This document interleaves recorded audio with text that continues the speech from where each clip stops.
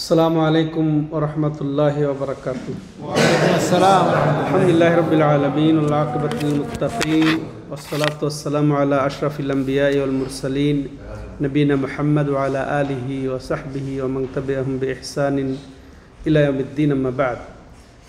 সম্মানিত দূরের ও কাছের দর্শক ও শ্রোতামণ্ডলী, আল্লাহ রাব্বুল আলামিনের অশেষ মেহেরবানিতে আমরা শুরু করতে যাচ্ছি শাইখুল ইসলাম মুজাদ্দেদ মুহাম্মদ বিন আব্দুল ওয়াহাব রাহিমাহুল্লাহ রচিত সুপ্রসিদ্ধ কিতাবুত তাওহীদ আল্লাযী হাক্কুল্লাহি আলাল আবিদ থেকে আজকে 65তম অধ্যায়। আজ 10ই জামাদুল আখের 1447 হিজরি মোতাবেক 1 ডিসেম্বর 2025 রোজ সোমবার আমরা শুরু করছি এই গুরুত্বপূর্ণ ক্লাস। তো সম্মানিত দর্শক ও শ্রোতামণ্ডলী, লেখক রাহিমাহুল্লাহ তার কিতাবুত তাওহীদ তার অধীনে অধ্যায় রচনা করছেন এটি যে বাবু লা ইস্তাশফাউ বিল্লাহি আলা খালকিহ। তো এই কিতাবের সাথে অধ্যায়ের সম্পর্ক হচ্ছে যে আল্লাহর দ্বারা সুপারিশ তলব করা। আল্লাহর দ্বারা মূলত এখানে যেটা উদ্দেশ্য, রাসূলের কাছে সুপারিশ। রাসূলের কাছে কে করবেন? আল্লাহ যেন সুপারিশ করবেন রাসূলের কাছে। তো এই বলার ভঙ্গি এটা ভুল হয়েছে, বলার মধ্যে বেয়াদবি হয়েছে, বেয়াদবিমূলক কথা এটা, যেটা তাওহীদ পরিপন্থী। এটা আল্লাহর শানে বেয়াদবি। জবানের এখানে বলা যায় ভাষা চয়নে ভুল করেছিলেন কিছু সাহাবী। তো সেটা নবী সাল্লাল্লাহু আলাইহি ওয়াসাল্লাম সংশোধন করে দিয়েছেন এবং এটা তাওহীদের পরিপন্থী হিসেবেই গণ্য করেছেন। মূলত এটা তাওহীদের রুবুবিয়াতের হচ্ছে ঘাটতি, কমতি, বা এটা তাওহীদের রুবুবিয়াতকে অনেক সময় এটাকে শেষ করেও দিতে পারে, আর তাওহীদের ইবাদতের দিকেও এখানে পাওয়া যায়। কিন্তু আসলে কথায়, আকিদাতে, কর্মে তাওহীদ পরিপন্থী অনেক কিছু হয়ে যায়। তো এটাও একটা কথার দ্বারা সাহাবাদের মধ্যে কারো কারো ওই সময় হয়ে গেছে। এখন তো অহরহ হয়, এখন অহরহ হয়। তো এক কথায় আমাদের যে কোনো কথা বলতে গেলে আল্লাহর ব্যাপারে ওটা চিন্তা ভাবনা করে বলতে হবে, যেন আমাদের আল্লাহর শানে বেয়াদবি না হয়ে যায়। তো এখানে উদ্দেশ্য তাহলে বোঝা যাচ্ছে যে আল্লাহকে দিয়ে কারো কাছে সুপারিশ, এইভাবে কথা বলা এটা নিষেধাজ্ঞা, বা এ সম্পর্কে যা কিছু দলিল এসেছে নিষেধাজ্ঞার তা নিয়ে অধ্যায় রচনা করছেন তিনি, যে বাবু লা ইস্তাশফাউ বিল্লাহ আলা খালকিহ, সৃষ্টির কারো দ্বারা না, সৃষ্টির কারো কাছে আল্লাহ দ্বারা বা আল্লাহর দোহাই দিয়ে সুপারিশ করা, বলা, এগুলা কথা প্রসঙ্গ। তো এ সম্পর্কে লেখক রাহিমাহুল্লাহ দুটি দলিল উপস্থাপন করেছেন এই বিষয়টাকে ক্লিয়ার করার জন্যে। তো প্রথম হচ্ছে আন জুবাইর ইবনে মুতঈমির রাদিয়াল্লাহু তাআলা আনহু قال جاء عربي إلى النبي صلى الله عليه وسلم فقال يا رسول الله نهكت الأنفس وجاع العيال وهلكت الأموال فاستسق لنا ربك فإنا نستشفع بالله عليك وبك على الله فقال النبي صلى الله عليه وسلم سبحان الله سبحان الله فما زال يسبح حتى عرف ذلك في وجوه أصحابه ثم قال النبي صلى الله عليه وسلم ويحك أتدري ما الله إن شأن الله أعظم من ذلك إنه لا يستشفع بالله على أحد من خلقه وذكر الحديث আরো লম্বা।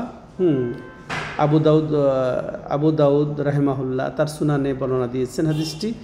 প্রখ্যাত সাহাবী জুবাইর ইবনে মুতঈম রাদিয়াল্লাহু তাআলা আনহু বর্ণনা করে বলছেন যে এক গ্রাম থেকে একজন এসে নবী সাল্লাল্লাহু আলাইহি সাল্লামের কাছে আসলেন আর কি।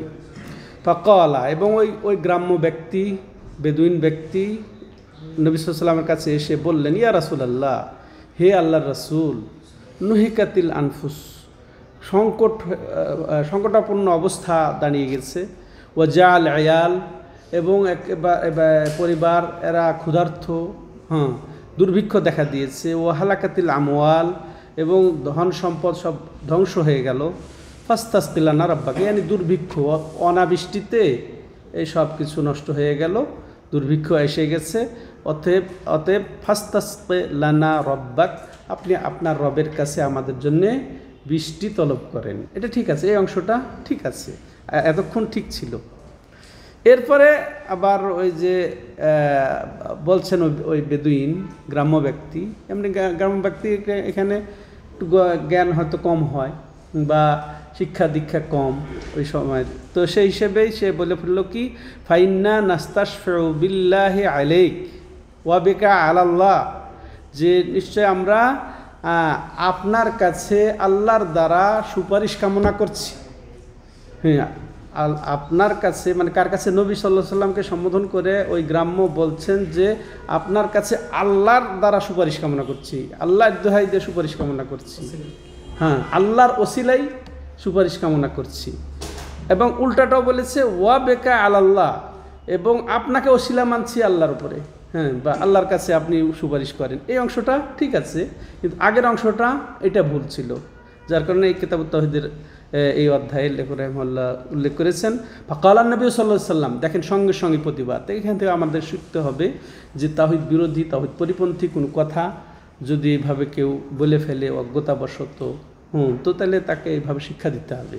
তো রাসূলুল্লাহ সাল্লাল্লাহু আলাইহি ওয়াসাল্লাম সঙ্গে সঙ্গে বলে সুবহানাল্লাহ, আল্লাহর পবিত্রতা বর্ণনা করছেন, তিনি তানজিহ বর্ণনা করছেন, হ্যাঁ, তাকদিস বর্ণনা করছেন, যে তুমি যেটা ধারণা করছো এটা থেকে পুত পবিত্র, এমনকি সকল দোষ থেকে তিনি মুক্ত। দুইবার, একাধিকবার তিনি বলে ফেলেছেন ফামা জালা ইউসাব্বিহু, খালি একাধিকবারই নয়, হ্যাঁ, এই যে বর্ণনাকারী বলছেন যে ফামা জালা ইউসাব্বিহু হাত্তা উরিফা যালিকা ফি উজুহি আসহাবিহি, তিনি এই সুবহানাল্লাহ সুবহানাল্লাহ বলতেই থাকলেন। এইভাবে রাসূলুল্লাহ সাল্লামের যে অপছন্দনীয়ভাবে এইভাবে তিনি সুবহানাল্লাহ বলছেন, এর ফলে সাহাবায়ে কেরামের চেহারাতেও এই বিষয়টার অপছন্দ তাদের চেহারাতে ফুটে উঠল। সুম্মা ক্বালা নবী সাল্লাল্লাহু আলাইহি সাল্লাম, এরপরে নবী সাল্লাল্লাহু আলাইহি সাল্লাম কি বললেন যে ওয়াই হাক, ধিক তোমাকে, আফসোস তোমার জন্যে, হ্যাঁ, আতাদরি মাল্লাহ, তুমি কি জানো যে আল্লাহ কে? মানে আল্লাহর কমতি পেয়েছে তার কাছে, আল্লাহর সামনে বেয়াদবি পেয়েছেন নবী সাল্লাল্লাহু আলাইহি সাল্লাম, এই জন্য বলছেন তুমি কি জানো আল্লাহকে? ইন্না শান আল্লাহি আযামু মিন যালিক, তুমি যা ভাবছো এর চেয়ে অনেক বেশি আল্লাহর শান, মর্যাদা।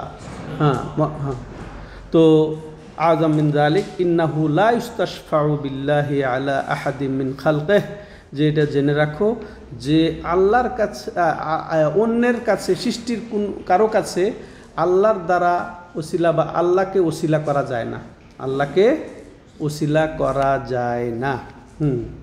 তাহলে এখান থেকে আমরা যেটা শিখলাম, সরাসরি আমরা যাই, সেটা হচ্ছে কি যে আসলে বিষয় হচ্ছে কি, ওই বেদুইন অনাবৃষ্টির, দুর্ভিক্ষের অভিযোগ করছিল রাসূলুল্লাহ সাল্লামের কাছে, এবং পরিস্থিতি সে তুলে ধরল নবী সাল্লাল্লাহু আলাইহি সাল্লামের কাছে, এই অবস্থা, পরিবার ধ্বংস হয়ে যাচ্ছে, সংকটে পড়ে গেছি আমরা, জীব জানোয়ার ধন সম্পদ সব নষ্ট হয়ে যাচ্ছে, অতএব রাসূলুল্লাহ আপনি আমাদের জন্য বৃষ্টি প্রার্থনা করেন আল্লাহর কাছে।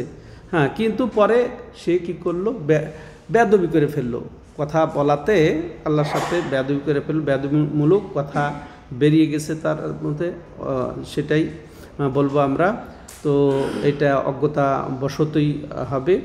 তো এখানে আমরা যেটা জানলাম, সঙ্গে সঙ্গে নবী সাল্লাল্লাহু আলাইহি ওয়াসাল্লাম যে এটা অপছন্দ করলেন, প্রতিবাদ করলেন যে আল্লাহর দ্বারা সুপারিশ চাওয়া যায় না, আল্লাহর দ্বারা সুপারিশ চাওয়া যায় না কোনো সৃষ্টির কাছে। কিন্তু তিনি আবার এটা অস্বীকার করেননি যে বা আপনাকে ওসিলা করব আল্লাহর কাছে।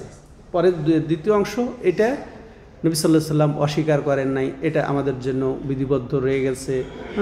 তবে উপস্থিত জীবিত সৎ ব্যক্তি যিনি থাকবেন, তার কাছে দোয়া চাওয়া যেতে পারে, তার কাছে দোয়া চাওয়া যেতে পারে যে আমরা এই কষ্টে আছি, এই বিপদে আছি, এই দুর্ভিক্ষ দেখা দিয়েছে, অতএব আমাদের জন্যে আল্লাহর কাছে দোয়া করেন, হ্যাঁ, বা বৃষ্টি তলব করেন, এভাবে করা যাবে। এভাবে করা যাবে উপস্থিত জীবিত। রাসূলুল্লাহ সাল্লাল্লাহু আলাইহি সাল্লামের জীবদ্দশায় সাহাবায়ে কেরাম যা করেছেন সেটা সহিহ বুখারীতে এসেছে।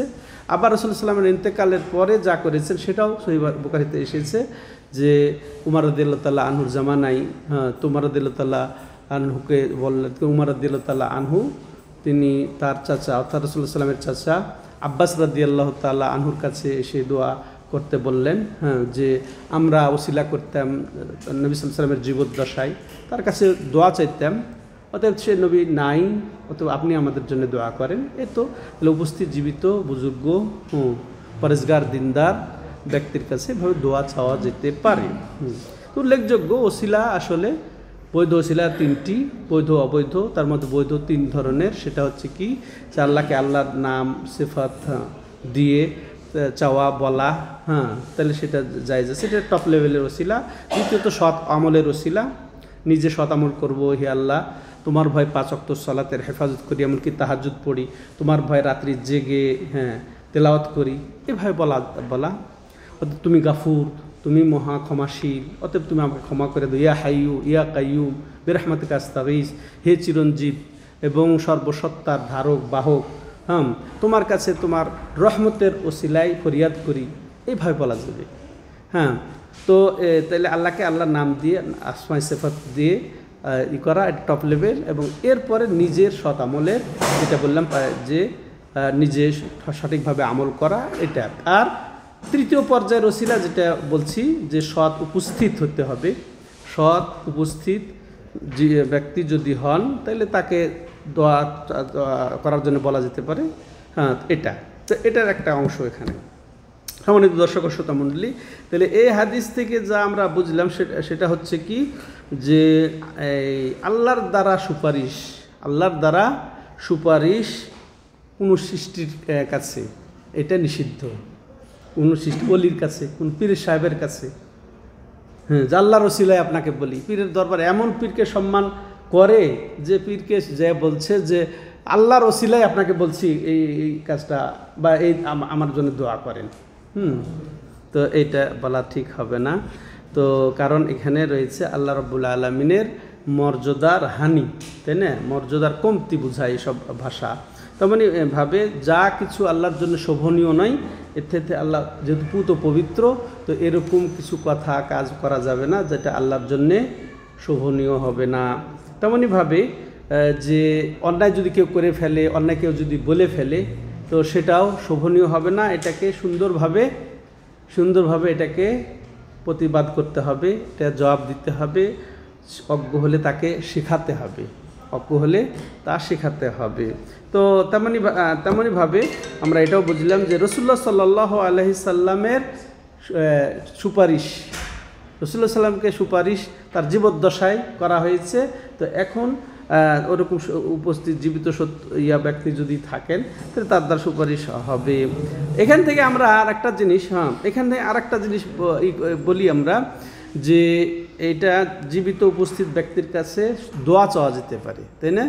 তো এটা আর নবী সাল্লাল্লাহু আলাইহি সাল্লামের কাছে সাহাবায়ে কেরাম দোয়া চেয়েছিলেন, কারণ তার দোয়া কবুল হতো।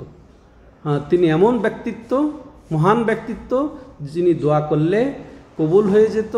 এই জন্য সাহাবায়ে কেরাম তার কাছে এসে দোয়া চাইতেন, বিপদ আপদে তার কাছে আসতেন, তারকে ওসিলা করতেন, তার দোয়ার ওসিলা করতেন। কিন্তু তার মৃত্যুর পরে, যেটা একটু আগে বলা হলো, মৃত্যুর আগে সাহাবায়ে কেরাম কেউ এমনটি করেন নাই। যেটা ওসিলা করে বলা হয়, পীর ওলিয়া উলিয়ার ওসিলা, এগুলা বলা হয়, এমনকি নবীর দোহাই দিয়ে বলা হয়। যেমন কি এই যে ইয়াকা না'বুদু ওয়া ইয়াকা নাস্তাঈন, আল্লাহ রাব্বুল আলামিন স্পষ্ট করে দিয়েছেন, তোমারই ইবাদত করি, মানে আর কারো ইবাদত করি না, তোমারই সাহায্য চাই, মানে আর কারো সাহায্য চাই না। এইসব ওসিলা একেবারে এখানে খণ্ডন হয়ে গেছে, হ্যাঁ, একেবারে রদ হয়ে গেছে। তারপরেও দেখেন দুঃখজনক হলো যে শেখ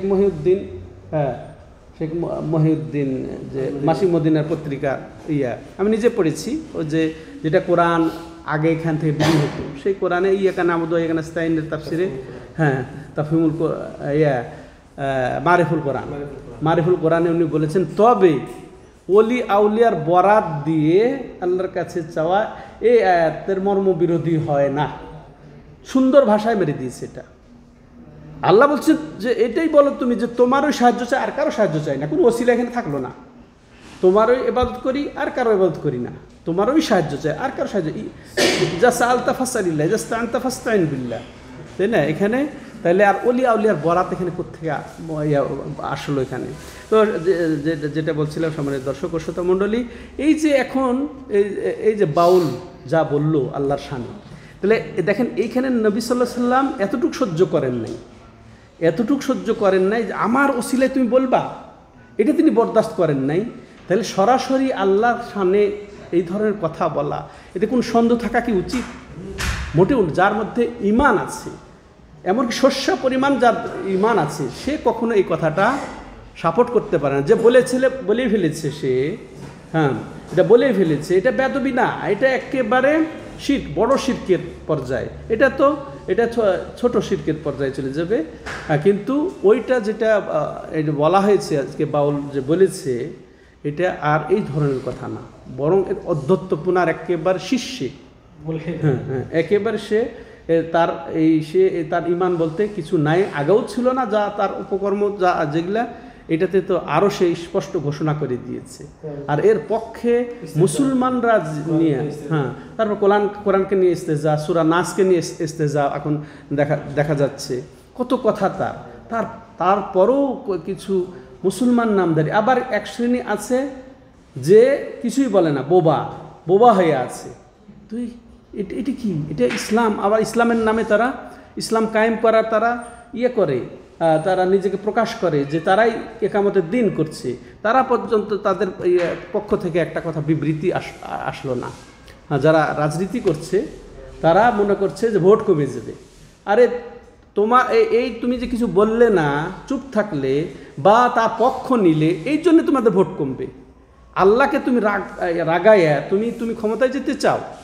হ্যাঁ, মানিল তামাসা রেদাল্লাহ বেসাখাতে, মানিল তামাসা রেদাল্লাহ মানিল তামাসা রেদাল্লাহ বেসাখাতিন নাস রাদিয়াল্লাহু আনহু ওয়া আসখাতা আনহুন নাস।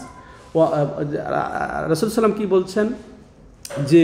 যে ব্যক্তি আল্লাহর সন্তুষ্টি কামনা করলো, সন্তুষ্টি সাব্যস্ত করলো, প্রতিষ্ঠা করলো মানুষের অসন্তুষ্টি সত্ত্বেও, তাইলে আল্লাহ রাব্বুল আলামিন তার উপর রাজি হয়ে যাবেন, সন্তুষ্ট হয়ে যাবেন, এবং মানুষকেও তার প্রতি সন্তুষ্ট করে দিবেন। ওমানিল তামাসা বেসাখাতিল্লাহ রেদান নাস সাখাতাল্লাহু আলাইহি ওয়া আসখাতা আনহু নাসা আও কামা ক্বালা নবী সাল্লাল্লাহু আলাইহি ওয়াসাল্লাম। যে ব্যক্তি আল্লাহকে অসন্তুষ্ট করে মানুষের সন্তুষ্টি তলব করলো, চাইলো, তো আল্লাহ তার প্রতি অসন্তুষ্ট হবেন, মানুষকে তার প্রতি অসন্তুষ্ট করে দেবেন। তো এখানে আল্লাহ অসন্তুষ্ট হচ্ছেন, তারপর সে মানুষের সন্তুষ্টির জন্য, কিছু সামান্য মানুষের সন্তুষ্টির জন্যে এত বড় অধ্যত্বপূর্ণ কথা, নাস্তিক্য কথা, সে কুফুরি কথা সে চুপচাপ বরদাস্ত করে নিচ্ছে। কিসের কারণে? মানুষের সন্তুষ্টির জন্যে। তো এদের প্রতি মানুষ সন্তুষ্ট হবে? অন্তর মালিক কে? হ্যাঁ, অসন্তুষ্ট করার মালিক কে? তো সেটা আমাদের বুঝতে হবে। আল্লাহ আমাদেরকে হেদায়েত দান করেন। সম্মানিত দর্শক শ্রোতা মণ্ডলী, তো এই ছিল 65তম অধ্যায়। তো আজকে মনে করেছিলাম যে আরেকটা অধ্যায় করে আরেকটি বাকি থাকে, শেষ করে দেব। তো ইনশাআল্লাহ আজকে এই পর্যন্তই। যেহেতু আপনারা এখন আছেন, আমারও আসা দেরি হয়ে গেল। তা আল্লাহ রাব্বুল আলামিন আমাদেরকে পুরোপুরিভাবে তাওহীদ বুঝার এবং তাওহীদ নিজের জীবনে, পরিবারে এবং আমাদের সমাজে বাস্তবায়ন করার, দাওয়াত দেওয়ার তৌফিক দান করেন। আল্লাহ রাব্বুল আলামিন সমস্ত কুফরি থেকে, শিরকি কর্মকাণ্ড, এসব কুফরি কথা থেকে, তারপরে এই শিরকির দিকে চলে যায়, আল্লাহর শানে বেয়াদবি হয়ে যায়, এ ধরনের কথা থেকে আল্লাহ রাব্বুল আলামিন আমাদের জবানের হেফাজত করার তৌফিক দান করেন। হাদাহু ওয়া সাল্লাল্লাহু আলা নবিয়িনা মুহাম্মদ। সুবহানাকাল্লাহুম্মা ওয়া বিহামদিকা আশহাদু আল্লা ইলাহা ইল্লা আনতা আস্তাগফিরুকা ওয়া আতুবু ইলাইক।